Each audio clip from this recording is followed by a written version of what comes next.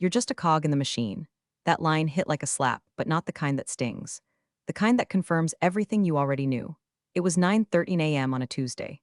I remember because I'd just taken my first sip of stale conference room coffee, and I could still taste the powdered creamer when the COO decided to publicly castrate me in front of the junior execs. He said it with that corporate smirk that only men who inherited their position and their veneers can pull off. Just a cog, that's what he called me. The room went silent like someone pulled the fire alarm. My ears rang, but my face stayed calm. No blink, no twitch. I just capped my pen, folded my notes, and nodded like he'd complimented my shoes instead of stripped me of a decade's worth of sacrifice. Because here's the thing, I'd heard worse. Much worse. But I'd never heard it from someone whose entire production line relied on me not quitting. I ran logistics for a mid-tier manufacturing firm whose whole flagship product, some fancy high-pressure aerospace sealant, relied on one rare, chemically unstable raw material sourced from one lab in one part of Vietnam. And that entire relationship, from customs paperwork to late-night birthday calls to their CEO's mom, went through exactly one person. Me. Now before I go further, if this story's even half as satisfying as it felt to live through it, do me one solid favor, tap that follow button. Help me hit my first 10,000 subscribers. I promise more unhinged corporate war stories with extra spice and zero HR filters. All right, let's get back to the wreckage. So there I sat, still and composed while his words echoed, just a cog.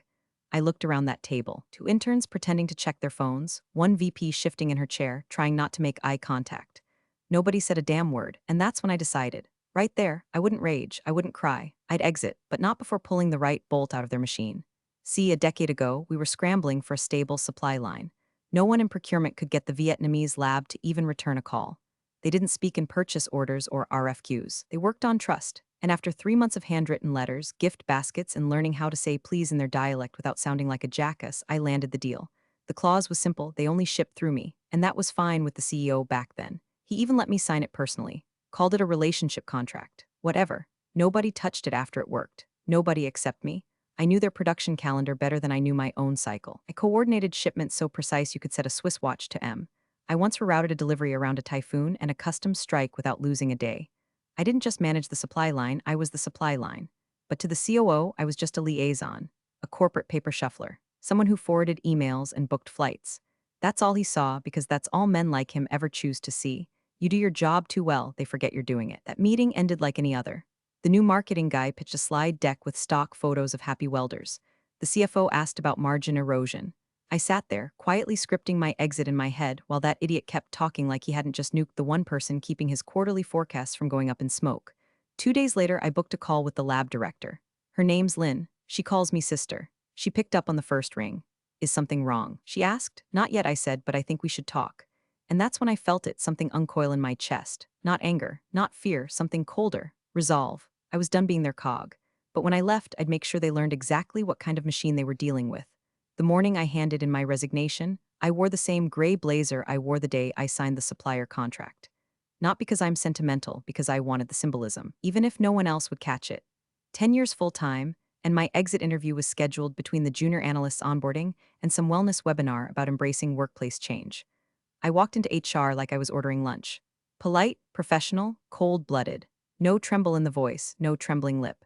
Just a 2-line letter printed on thick ivory stock and clipped to a manila folder that I slid across the desk. The HR rep blinked twice like she expected more. A meltdown, a threat, a severance negotiation, something. Instead, I smiled and said, 2 weeks from today. No need to throw a party. Back at my desk, I started packing things slowly. My motion was precise, deliberate, almost reverent. Notebooks with handwritten meeting notes in 3 languages. A chipped ceramic cup from Hanoi I used to hold pens. Jade frog paperweight Lynn sent me after I helped her clear a stuck shipment during Lunar New Year.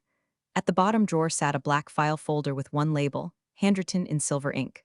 Primary supplier binding terms. I slipped it into my leather tote without opening it. It didn't belong here anymore. As I worked, my mind drifted backward, not to the insults or missed raises, but to the beginning. The real work. Back when we had no leverage. The Vietnamese supplier had no reason to trust a no-name American company that couldn't even pronounce their region correctly. Everyone had written them off as difficult. But I knew difficult in corporate speak usually meant we never tried to understand them. So I learned. I stayed up nights reading about their customs, their business etiquette, their cultural holidays. I memorized family names. When Lynn's mother passed, I sent white orchids and a condolence letter written in formal Vietnamese, triple-checked by a local interpreter. When her son was born, I shipped over a hand-knitted baby blanket and a bottle of American whiskey for her husband. I kept time zones in my head like a second religion. Midnight for me meant lunchtime for her. There was the call where she sobbed over a blocked port, and I stayed on the line for 4 hours until it cleared. One where we shared tea over video and she told me I worked harder than most men she knew. That's what I was leaving behind. Not a company, a legacy. A bridge between two hemispheres built on mutual respect and late nights and actual damn effort. Of course, none of that made it into the farewell email. That went out the day before my last. Subject, moving on body. It's been a rewarding journey. Thank you all for the opportunities and the memories. My last day will be Friday. No mention of where I was going. No contact info. No open-ended keep in touch. Just a period, cold and clean. Some people dropped by my cubicle to say goodbye. The ones who mattered already knew I wasn't walking into a break, I was walking toward leverage. One junior PM glanced at the mostly empty desk and asked, "Are you really okay leaving all this behind?" I looked around the office, cheap carpet, flickering lights, the same damn snack bar for 5 years, and said, "It was never really mine, was it?" But the file in my bag, that was mine. And it was about to become very useful. His name was Ethan. Spelled the normal way, but with the energy of someone who'd once gone viral for shotgunning a monster energy on a corporate retreat. Fresh from some strategic procurement boot camp in Texas, rocking a Navy suit too tight for real work, and that glassy overconfidence that only comes from having failed upward your entire life. He strolled into my old cubicle 3 days after I left, whistling, like he was walking into a damn sitcom. "Guess I'm the new supply line wizard," he joked to no one in particular, plopping his laptop onto the desk like it owed him rent. He turned to an associate nearby and said, "They told me the lady before me was some kind of legend, but logistics is logistics, right?" "Right. Just like a scalpel is a steak knife, and a wedding ring is a vending machine trinket." The COO, Greg, in case I forgot to mention his name, which I didn't because I didn't care, held an all hands to reassure the team that everything was fully under control. I got forwarded the recording by an engineer friend I used to share lunch breaks with. Greg stood in front of a fake plant and said with that lizard-slick tone, "Change is natural. We appreciate her years of service, but the system isn't built on individuals. It's built on process. The machine keeps running." Meanwhile, halfway across the world, Lynn was waiting for a reply to her customs clearance email. A time-sensitive, legally binding, internationally routed shipment confirmation. Sent 2 days earlier. Still unread. The silence grew teeth. First ripple hit end of week. A small delay reported from the port. Nothing catastrophic, just odd, no explanation, just a note that the cargo was held pending authorization. No escalation, no follow-up. Ethan brushed it off. Probably a clerical thing, he told the floor supervisor. They always say that in the Southeast Asian corridors. Nothing to panic about, except I knew better. That was panic. Dressed in linen and wearing a polite smile. A few days later, the real blow landed. Shipment canceled. Reason unverified intermediary. Greg got the email first. My contact at the supplier had finally responded to inform the company very succinctly that all future shipments would be suspended until their authorized representative returned to the negotiation table. No fluff, no apology. Just Vietnamese business etiquette, silence as punishment. I, on the other hand, got a different email. Short, direct. The kind of message that said everything without saying much at all. "We work only with you. Shall we continue under new terms?" Lynn didn't threaten, she didn't beg, she didn't gloat, she offered. And that was the moment I knew the damage wasn't coming. It had already arrived, they just hadn't figured it out yet. By the end of that week, whispers started drifting through Slack channels. Why are production buffers shrinking? Why is Project Raptor on hold? Why hasn't Ethan posted in the procurement dashboard? My inbox, meanwhile, was lighting up from competitors. One in particular caught my eye. Smaller, hungrier, run by a woman I respected from a past conference. They were scaling up and running into material constraints.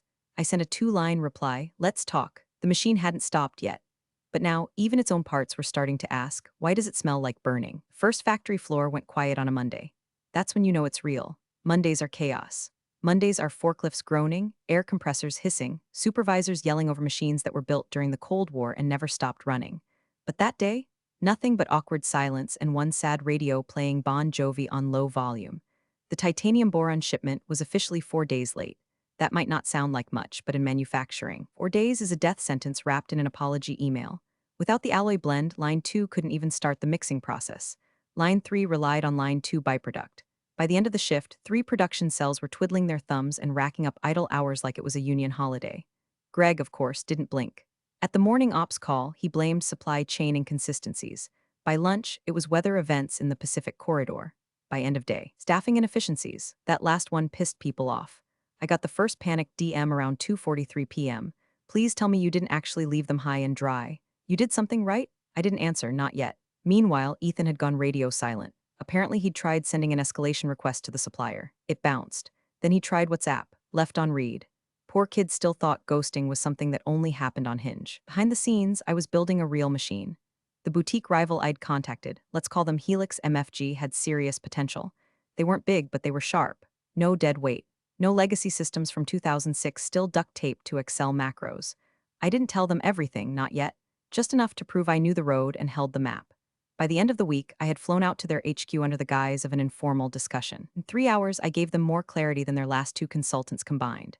Showed them how to reroute their fulfillment paths, identify weak link vendors, and pre-clear customs with a broker I trusted in Da Nang. Then came the keystone. I slid a red folder across their VP's desk. Inside, a proposal. One line stood out in bold: raw material continuity through exclusive intermediary agreement, term flexible. Their COO looked at me and asked, "Is this legal?" "Absolutely," I said. "It's also inevitable." Back at my old company, the walls were buckling. Supervisors began forwarding complaints. External clients started asking questions, real questions, not the kind you answer with buzzwords.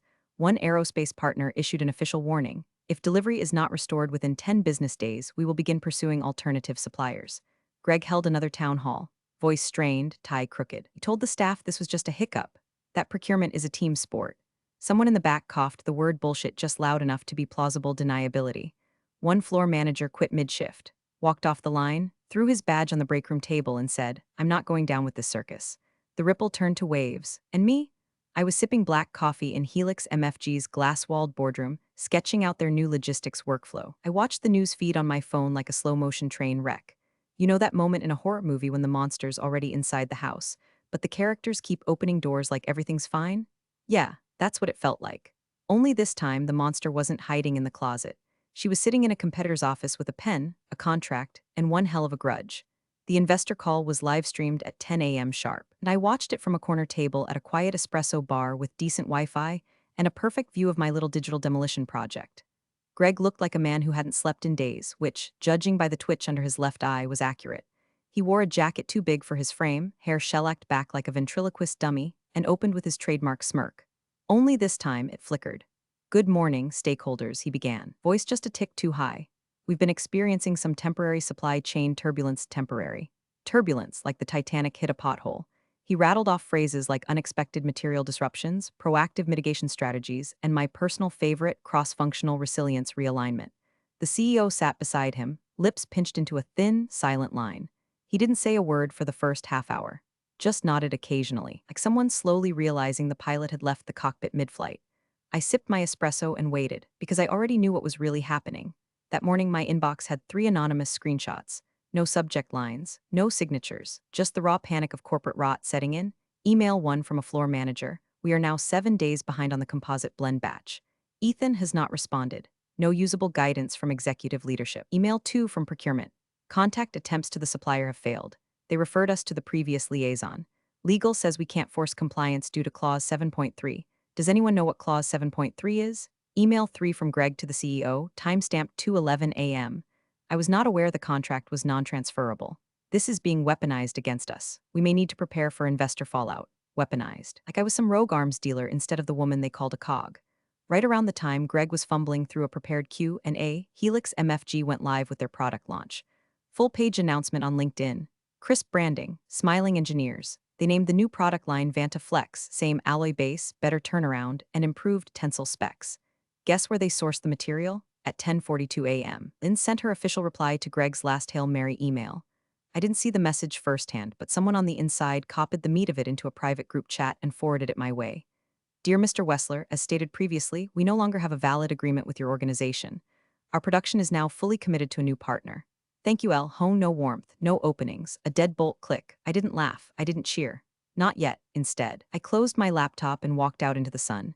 People assume revenge feels like fire. But this wasn't fire, this was architecture. A new structure, clean and sharp, built in the footprint of the crumbling empire I'd left behind. I was done hiding. I didn't need to gloat. The machine was eating itself, and I had already sold the blueprints to a better one. The envelope was hand-delivered by a man in a wrinkled gray suit, who looked like he'd rather be literally anywhere else. He muttered my name, confirmed it with a half-hearted ID check, and then handed over a thick stack of paper clipped inside a faux leather folder that probably cost more than Greg's soul. At the top, notice of legal complaint, alleged sabotage and misappropriation of proprietary supply chain agreements translation. They were trying to sue me for torching the very thing they lit the match under. I flipped through the pages slowly, sipping mint tea, and letting each accusation land with all the weight of a toddler throwing cotton balls. Intentional disruption of contractual obligations, unlawful retention of corporate assets, breach of loyalty. My personal favorite? The defendant manipulated exclusive channels for selfish gain, knowing it would cause irreparable damage. They spelled my name wrong on page 3, twice. My lawyer, Marcia Kellerman, a woman whose voice could curdle blood and whose memory of contract law was matched only by her hatred of corporate mansplaining, called me before I could even finish reading. They're bluffing, she said, bored, also desperate. Want me to end this politely or surgically? Surgically, I said. No anesthesia. We opened with the clause they forgot. The clause Greg had probably skimmed 10 years ago while thinking about his next round of golf.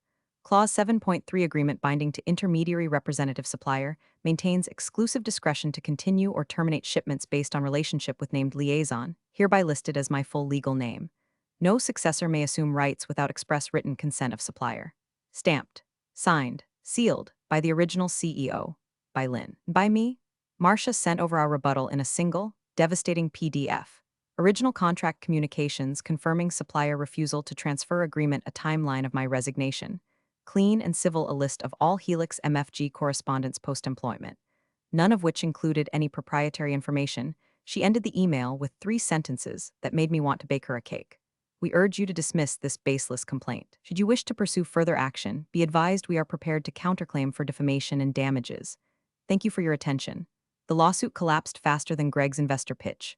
No public statement, no apology. Just silence, cold, stunned, bureaucratic silence. But the industry heard. Whispers started circulating at conferences and in Slack groups I was still quietly a part of. She left and took the entire backbone with her. They tried to sue her for contracts she literally owned. She's consulting now, be careful if she switches sides. One procurement director from a Fortune 500 firm reached out anonymously. You're kind of a legend right now. I didn't reply. I didn't need to. The old company stopped talking about the lawsuit. Stopped talking about me. Stopped talking, period. Funny thing about trying to drag someone down in court, sometimes you just give them a bigger stage. Now, my name wasn't whispered out of fear. It was whispered with respect. The implosion wasn't cinematic. No explosions, no alarms. Just the slow, suffocating collapse of something once too bloated to move, and now too hollow to stand. It started with the aerospace account. One of the big ones. A contract that used to be framed on the hallway wall like a high school diploma. It pulled out with a 3-line statement that made the boardroom go ghost white. Due to ongoing fulfillment failures and uncertainty around supply stability, we are terminating our agreement effective immediately. That was the first domino. By the end of the week, 2 more clients announced they'd be reevaluating partnerships. One of them moved their next order to Helix MFG.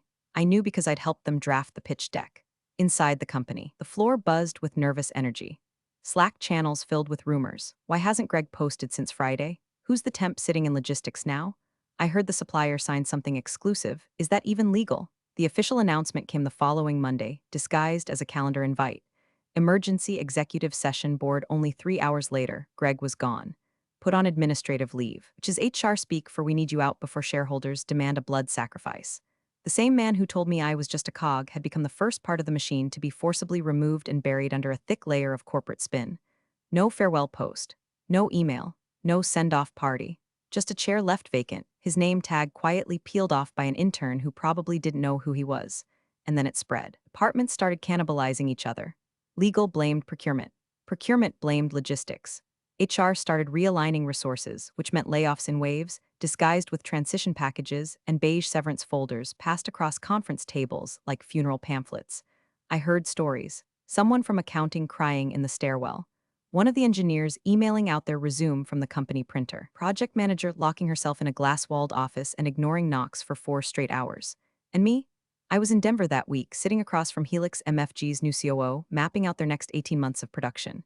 We were ahead of schedule and under budget. The text came in at 9:17 p.m. from Dana, an old colleague I used to split Thai takeout within the break room. They're talking about selling or liquidation. I think it's over. I read the words twice, then put the phone face down. I didn't feel joy, didn't feel hate, didn't feel anything, because this wasn't revenge anymore. This was inertia. A body left in motion, destined to keep crumbling under its own weight long after I walked away. It wasn't my fight now, it was physics. The gears were still spinning, but no one had noticed they weren't connected to anything anymore. The press release went out at 8:03 a.m. on a rainy Thursday. I didn't even have to look for it. Someone forwarded it to me with the subject line. Told you so. Breaking. Valence Industries files for Chapter 7, bankruptcy cites unrecoverable supply chain failure as primary cause just like that. 12 years of half-assed strategy, ego-driven cost-cutting, and bureaucratic arrogance swept into a three-paragraph statement written by a junior PR assistant, probably crying in a bathroom stall between edits. It didn't mention my name. Of course they didn't. But I was everywhere in that press release. Unexpected material discontinuity, loss of key vendor access, cascading impact on contractual obligations. Every sentence was a funeral hymn in corporate legalese, composed by the very people who once told me to smile more in meetings. Greg was gone. Ethan, too. I heard he tried to delete all his Slack messages and then ghosted HR mid-investigation. Half the department had either jumped ship or been pushed overboard. And yet somehow I wasn't angry anymore. Not gloating, not even smug, I was done. A reporter reached out that afternoon. One of those tech business hybrid writers who dig through financial filings for drama and fresh meat. She asked if I'd be willing to comment on the situation, even off the record, just to add texture. I read her message twice, smiled faintly, and then closed the tab without responding. No comment, because the machine had already stopped. I didn't need to dance on the wreckage. I'd already built something better. Helix MFG's newest product line launched that same week. Clean rollout, no delays, clients from 3 continents. Industry buzz said we were poised to become the default supplier in the specialty composite market within 6 months. And sitting across from me in a quiet tea house tucked between 2 rows of cherry blossoms in Da Nang was Lynn. She poured the tea with practiced grace. No small talk, no ceremony, just business cloaked in trust. Between us sat a folder, thick with signatures and lined with ink that still smelled faintly of permanence. She looked up and said, "You were right to walk away." I nodded, took a slow sip, and watched the steam curl into the air like the final breath of a dying engine. "I was never a cog," I said, almost to myself. "I was the one who oiled the whole machine. And when I left, I took the oil with me. Appreciate you sticking around, you legends of the break room. Subscribe for more chaos. Let's make your old managers spill their coffee in fear."